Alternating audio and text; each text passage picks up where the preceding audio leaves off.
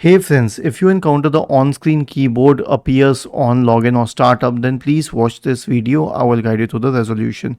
Now there are two forms of on-screen keyboard. One is the general one that you can use on your screen, and one is the touch keyboard. Usually people with touch computers face this problem, so you will search for touch keyboard before anything else and click on touch keyboard settings. Click on this downward pointing arrow, change it, show the touch keyboard to never. Now, this doesn't mean that it will never appear. It will simply mean that it will appear when you open it manually.